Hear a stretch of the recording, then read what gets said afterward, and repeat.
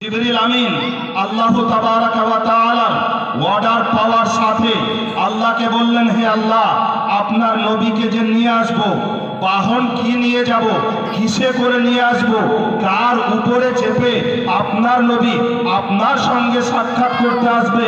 আমার আল্লাহ বললেন, বোরাক জান্নাত থেকে তোমার কাছে সিদরাতুল মুনতাহায় পাঠিয়ে দেওয়া হবে, অতএব সেখান থেকে তুমি আমার নবীর কাছে উপস্থিত হবে। জোরে বলুন সুবহানাল্লাহ। জিবরিল আমিন আলাইহিস সালাতু ওয়াত তাসলিম আল্লাহ তাবারাকা ওয়া তাআলার অর্ডারে সিদরা থেকে উম্মে হানির ঘরে, আমার নবীর ফুফুজানের ঘরে উপস্থিত হয়। আমার নবী আপনার নবী সেখানে আরামরত অবস্থায় রয়েছেন। জিবরিল আমিন দরজা খোলার প্রয়োজন হয়নি, আকাশ থেকে টালির বাড়ির টালি ফুটিয়ে ওই ঘরের ভিতরে প্রবেশ করে আমার আপনার নবীকে আরামরত অবস্থায় দেখে, পুনরায় ছুটে যায় সিদরাতুল মুনতাহায়। সেখান থেকে আওয়াজ দেয়, আরশে ইলাহিতে ইয়া আল্লাহ, আপনার নবী আরামরত অবস্থায় আছে, কেমন ভাবে তিনাকে আপনার দরবারে ডেকে আনবো। আমার আল্লাহ বলেন, জিবরিল যাও যাও, নবীর পায়ের তলাতে তোমার জিভের লালা দিয়ে যে ঠোঁট দুটি নরম হয়েছে, আমার নবীর পায়ে ওই ঠোঁট দুটি বোলাতে থাকো। ঠোঁট দুটি আমার নবীর পায়ে বোলাতে থাকো। তরল যদি পায়ে তলাতে পড়ে, সঙ্গে সঙ্গে তিনি জেগে যাবেন।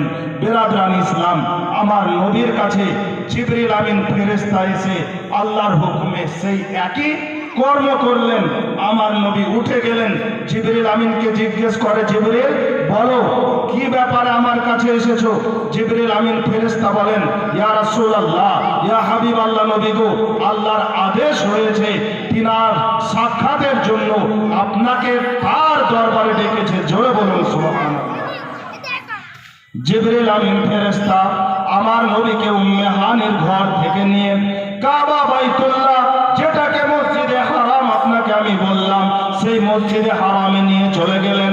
আমার আল্লাহ বলেন, সুবহানাল্লাযী আসরা বিআবদিহি লাইলাম মিনাল মসজিদিল হারাম ইলাল মসজিদিল আকসা।